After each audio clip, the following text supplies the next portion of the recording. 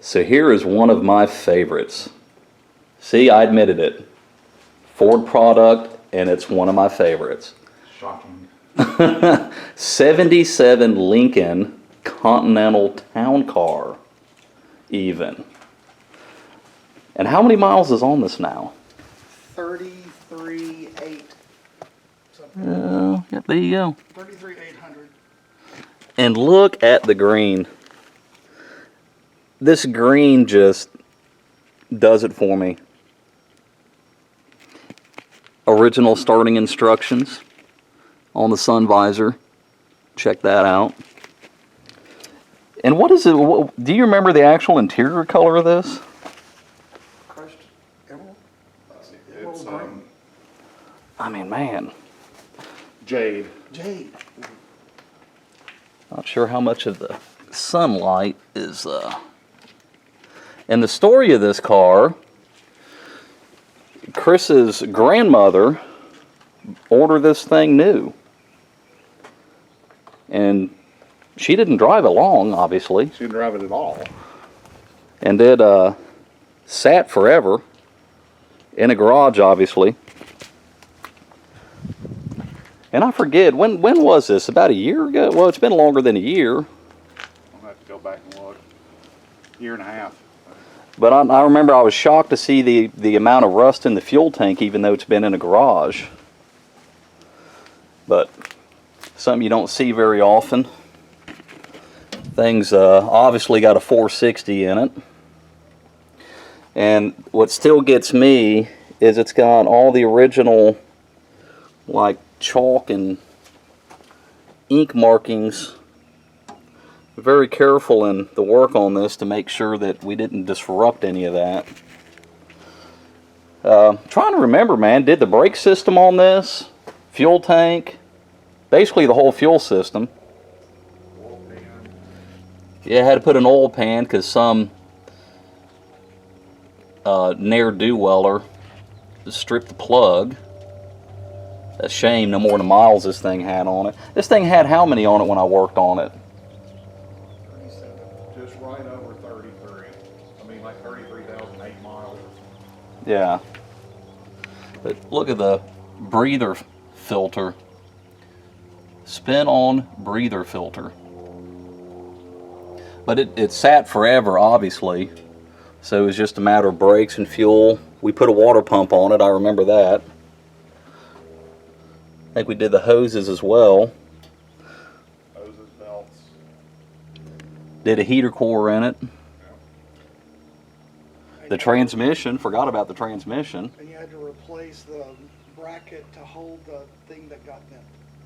Oh yeah, the shipper. Huh.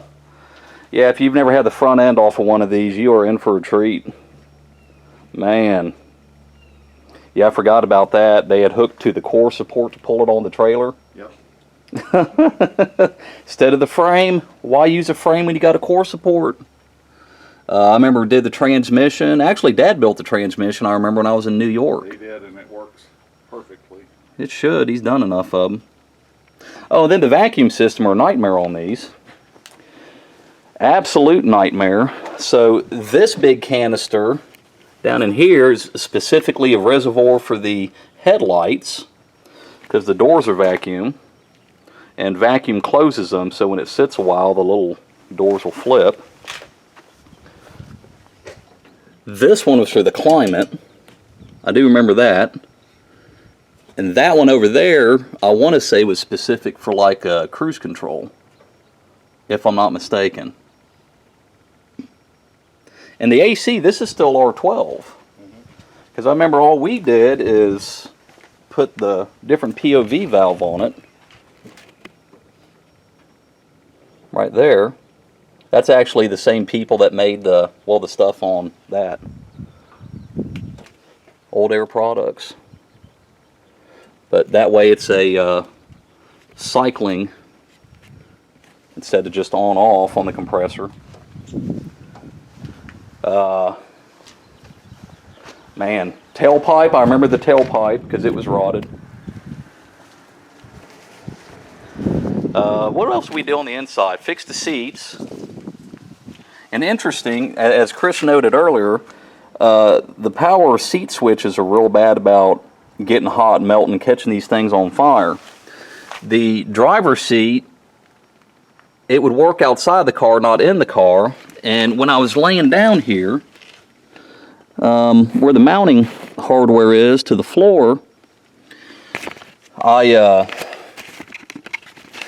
was kind of had the seat unbolted, lifted it up, and I was moving it, trying to see if it was a connection issue. And of course, the seat track touched one of the studs, and it took off and sparked like right here, which is fun.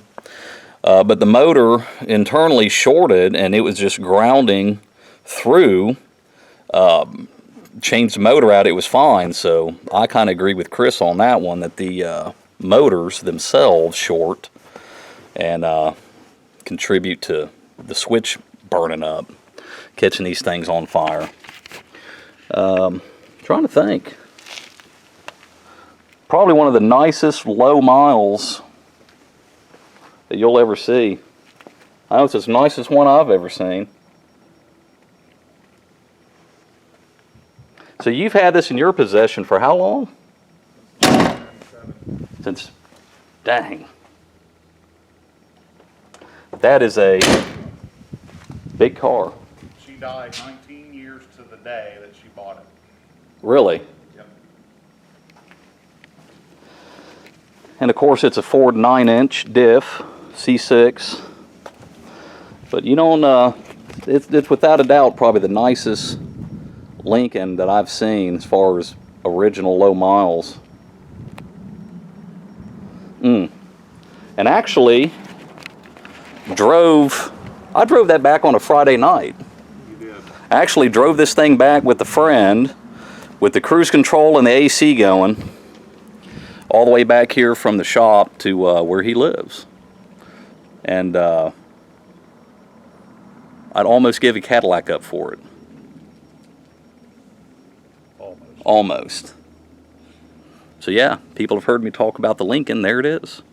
So, bam. The Lincoln. And of course, there's a Riviera.